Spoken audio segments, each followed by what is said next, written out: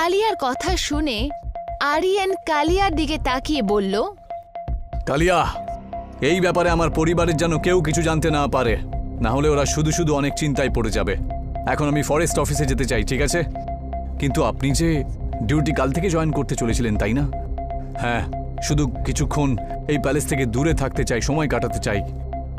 আরিয়ান তৈরি হয়ে বাইরের দিকে বেরিয়ে এলো। ড্রাইভার জিপ স্টার্ট করে জঙ্গলের দিকে এগিয়ে গেল। কিছুক্ষণের মধ্যেই একটা ভাঙা চোরা বাড়ির মধ্যে ওরা দাঁড়িয়েছিল, যেখানে শুধুমাত্র চেয়ার আর টেবিল ছাড়া কিছুই ছিল না। আমি শুনেছি এখানে ইন্ডিয়ান আর্মিরাও থাকে, কিন্তু আমি তো কাউকে, মানে কোনো সৈন্যকে দেখতেই পাচ্ছি না। এই সময় বিকেল 4টে বাজছে বাবু, আর 3টের পরে যে এখানে একেবারে নির্জন হয়ে যায়। আরিয়ান খুব বাজেভাবে হতবাক হয়ে বলল, কিন্তু কেন? আসলে ব্যাপারটা হলো বাবু, এই এলাকাটা পুরো জঙ্গলে ঘেরা রয়েছে। ঠিক আছে, তাহলে চলে যাই এখন। আরিয়ানের কথা শুনে ড্রাইভার জিপ স্টার্ট করে দিল। আরিয়ান গভীর চিন্তায় ওই শুনশান জঙ্গলকে খুব মনোযোগভাবে দেখছিল আর জিপে শান্ত হয়ে বসেছিল। তখনই আরিয়ানের নজর দূরে ওঠা কালো ধোঁয়ার দিকে পড়ল। জিপটাকে থামাও ড্রাইভার, এই কালো ধোঁয়াটা কোত্থেকে আসছে? এখান থেকে একটু দূরে একটা গ্রাম রয়েছে, আর কালিয়া তো ওই গ্রামেই থাকে, বুঝেছেন? কিন্তু ওখান পর্যন্ত যেতে একটা কাঁচা রাস্তা রয়েছে সাহেব। জিপটা যাবে না নাকি? যেতে পারে সাহেব, কিন্তু রাত হবার আগে ওখান থেকে ফিরতে হবে, কিন্তু না হলে রাতটা গ্রামেই কাটাতে হবে। কেন? কারণ গ্রামের লোকেরা রাত্রে ফিরতে দেবে না সাহেব। আরিয়ান জিপের দিশা কালিয়ার গ্রামের দিকে করে নিল। ড্রাইভার জিপটাকে কাঁচা রাস্তার দিকে ঘুরিয়ে নিল। কিছুক্ষণের মধ্যেই আরিয়ানের জিপ একটা গ্রামের মধ্যে দাঁড়িয়েছিল। আরিয়ান দেখল সেই গ্রামের সব ছাদে একটা হাঁড়ি আটকানো ছিল। এই কলসিটা সবার বাড়ির ছাদে কেন রয়েছে? এর ভেতরে কি জ্বলছে বলো তো? এর ভেতর থেকে তো খুব বাজে একটা গন্ধ বেরোচ্ছে। আমি তো কোনো গন্ধ পাচ্ছি না বাবু। এই গ্রামের লোকেরা প্রচন্ড অন্ধবিশ্বাসী, জানেন তো সাহেব। চলুন আমরা চলে যাই এখান থেকে। এটা বলতেই ড্রাইভার জিপে বসে গেল। আরিয়ান জিপে বসতেই যাচ্ছিল, তখনই আরিয়ান শুনতে পেল একজন বৃদ্ধ মহিলার আওয়াজ। আমি এক্ষুনি শুনলাম যে তুমি এই ধোঁয়ার মধ্যে একটা দুর্গন্ধ পাচ্ছ। হ্যাঁ, আর অদ্ভুত ব্যাপার হলো গিয়ে এই গন্ধর পেছনে তোমরা কি করে থাকতে পারো বলো তো? এটার মানে যে তুমি ওকে দেখেছো, ওর ছায়া তোমার ওপর পড়ে গেছে। ওই বালার ছায়া যে পুরুষের ওপরে পড়ে যায়, সে তাকে একেবারের মতো ধ্বংস করে দেয়, আর তুমি ওকে দেখেছো। এনাদের কথা শুনবেন না সাহেব, চলুন চলুন এখান থেকে। কিন্তু আরিয়ান ড্রাইভারের কথাকে পাত্তা দিল না, আর বৃদ্ধর দিকে তাকিয়ে বলল, তুমি কার কথা বলছো? লাবণ্যা, একজন পিশাচিনী। আরিয়ানের ওই গ্রামের মধ্যে খুব অদ্ভুত অনুভূতি হতে থাকলো। আরিয়ান তৎক্ষণাৎ জিপে বসে ড্রাইভারকে বলল, তাড়াতাড়ি চলো। ওই বৃদ্ধের কাঁপানো জোর গলা আরিয়ানের কানে আসতে লাগলো। যদি নিজের জীবন চাও, তাহলে এক্ষুনি নিজের পরিবারকে নিয়ে এখান থেকে চলে যাও।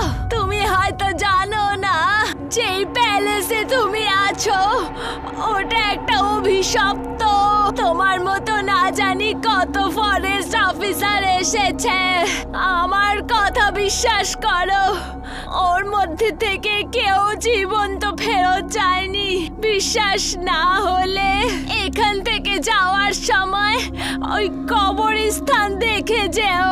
না জানি কত তোমার মতো ফরেস্ট অফিসার আর তাদের পরিবারের মৃতদেহ মাটির মধ্যে পোতা আছে, যাদের হৃদয় বার করে ওই লাবণ্য খেয়ে ফেলেছে, আর এখনো তোমাকে বেঁচেছে আর তোমার পরিবারকে।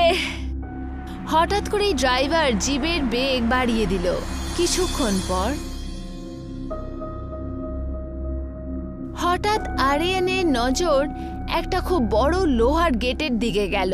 আরিয়ান দ্রুত ড্রাইভারকে বলল, জিপটা থামাও। কিন্তু ড্রাইভার আবারও আরিয়ানের কথা না শোনার ভান করলো। আমি বললাম না জিপটা থামাও। আরিয়ানের কথা শুনে ড্রাইভার কাঁপতে কাঁপতে বলল, তাড়াতাড়ি প্যালেসে পৌঁছতে হবে সাহেব। আমি তোমাকে যেটা বলছি তুমি সেটা করো। ড্রাইভার নিজের পা ব্রেকের ওপরে রাখলো। আরিয়ান জিপ থেকে বেরিয়ে ওই গেটের দিকে পৌঁছে গেল। চারপাশ অদ্ভুত ধোঁয়া আবৃত ছিল। আরিয়ান ওই গেটটাকে খুলে দিল। ওটা একটা খুব বড় কবরস্থান ছিল। আরিয়ান তৎক্ষণাৎ ড্রাইভারের দিকে তাকিয়ে বলল, এটা আবার কিরকম কবরস্থান? এটা অনেক বছরের হয়ে গেছে, পুরনো ইংরেজদের সময়কালের একটা খ্রিশ্চান কবরস্থান।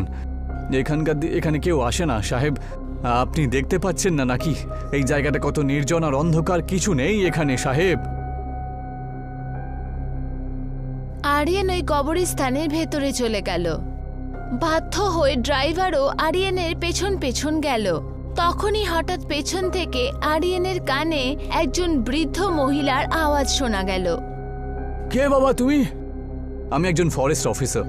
হঠাৎই ওই বৃদ্ধ ব্যক্তি ড্রাইভারকে দেখে রেগে গিয়ে চিৎকার করে বলল, বেরিয়ে যাও এখান থেকে। তোর জন্য কতজন অসহায় নিরীহ মানুষ নিজেদের প্রাণ হারিয়েছে। সরকারে ছুঁড়ে ফেলে দেওয়া কয়েকটা পয়সার জন্য তোমরা কি করে বিক্রি হয়ে যাও? এসব আপনি কি বলছেন? তুমি ফিলিপ প্যালেসেই থাকছো তাই না? হ্যাঁ, কিন্তু আপনি কি করে জানলেন? যখন এই সরকারি ড্রাইভারটাকে আমি দেখলাম না, তখনই আমি বুঝতে পেরে গেছি। আরিয়ান চিৎকার করে ওই বৃদ্ধ ব্যক্তিকে বলল, কেউ আমাকে বোঝাবে যে এইসব কি হচ্ছে এখানে? যখন আমি কালিয়ার গ্রামে গিয়েছিলাম, ওখানকার লোকজন আমাকে এইভাবেই দেখছিল, তো যেন আমি কোনো ছাগল, যেন কোনো কসাই আমায় কাটতে চলেছে। তুমি কি জানো না যে লোকজনের তোমার প্রতি প্রতিক্রিয়া এরকম অদ্ভুত কেন? কালকে কি সত্যি তুমি ফিলিপ প্যালেসে কিছুই দেখতে পাওনি? ওই বৃদ্ধ ব্যক্তির কথা শুনে আরিয়ান খুব বাজেভাবে হতবাক হয়ে গেল। ওই বৃদ্ধ ব্যক্তিকে রাতের ঘটনা বলতেই যাচ্ছিল। আমাকে বলো না তুমি ফিলিপ প্যালেসের ভেতরে কি দেখেছো? আমি সব কিছু জানি। কিন্তু আপনি কি করে জানলেন? আমি এই ব্যাপারে কালিয়া ছাড়া আর কারোর সাথে কোনো কথা বলিনি। তুমি একমাত্র ফরেস্ট অফিসার নও যার সাথে এমনটা ঘটেছে, বুঝলে? তুমি তো জানো না যে তোমার মতন আরও কত ফরেস্ট অফিসার এখানে এই এলাকাতে এসেছে আর এই কবরস্থানের মধ্যেই মারা গেছে। কারণ এই ঘন জঙ্গলের এলাকা লাবণ্য পিশাচিনীর। তোমার আগেও আরও কত লোকজনকে সরকার প্যালেসে থাকতে দিয়েছিল। কেউ মরে যাক, কেউ বেঁচে থাকুক, সরকারে তাতে কিচ্ছু যায় আসে না, বুঝেছ? কিন্তু নিজেদের নীতিগুলো ছেড়ে গেছে। তাদেরই মধ্যে একজন বেঈমান ইংরেজ এডওয়ার্ড ছিল। ওর কর্মের শাস্তিই তো আজকে এই এলাকা ভোগ করছে। এই লাবণ্য পিশাচিনী কে বলুন তো? ওই বুড়ি মহিলা তো এর ব্যাপারেই আমাকে বলছিল। লাবণ্য একজন ভয়ঙ্কর দেখতে, একজন ভয়ঙ্করী পিশাচিনী, জানেন তো? যার পাগুলো চওড়া আর লম্বা, পেছনের দিকে ঘোরা থাকে। ওর দৌড় তুমি যতটা ভাবতে পারবে না তার থেকেও বেশি। আর ও যার তার রূপ নিতে সক্ষম সব সময়। ও তোমাকে বেছে নিয়েছে, তুমি ওকে একটা সুন্দর স্ত্রী হিসেবে দেখেছ।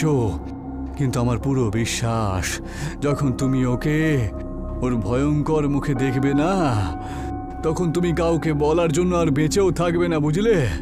তোমার এই কথাটা কি ড্রাইভার জানে? আমাকে সেটা বলো তো। ওই বুড়ো ব্যক্তির কথা শুনে আরিয়ান কৌতূহলী চেহারায় নিজের ড্রাইভারের দিকে তাকাতে লাগলো। আরিয়ান ওকে দেখছে দেখে ড্রাইভার তোতলাতে তোতলাতে বলল, আমি আপনাকে বলতে চাইতাম সাহেব, কিন্তু আমাকে পুরোপুরিভাবে বারণ করা হয়েছিল, জানো?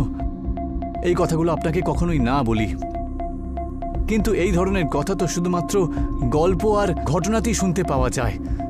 বাস্তবেও কি এসব হয় নাকি? আমি জানি তোমার মনের মধ্যে এখন অনেক প্রশ্ন দেখা দিয়েছে। এসো, আমি তোমায় কিছু দেখাচ্ছি। ওগুলো দেখার পরে হয়তো তোমার বুদ্ধি খুলে যেতে পারে। এটা বলি ওই বৃদ্ধ ব্যক্তি আরিয়ানকে কবরস্থানে বানানো একটা পুরনো কালকোঠরিতে নিয়ে গেল। আরিয়ানের চোখ ভয়ে হতবাক হয়ে গেল। ওখানে দুটো মৃতদেহ পড়েছিল, যাদের ছাতি থেকে হৃদয় অদৃশ্য ছিল। ওদের দেখেই এরম মনে হচ্ছিল। তুমি দেখলে ওই দুজন লাশের কি অবস্থা হয়েছে? একে অন্য কেউ নয়, বরং লাবণ্যই মেরেছে, যার নাম একবার শুনলে পরেই গ্রামের লোক থরথর করে কেঁপে ওঠে। কালকে রাত্রে তুমি চোখের সামনে যাকে ওই ঘরের ভেতরে সুন্দর স্ত্রী রূপে দেখতে পেয়েছো বাবা।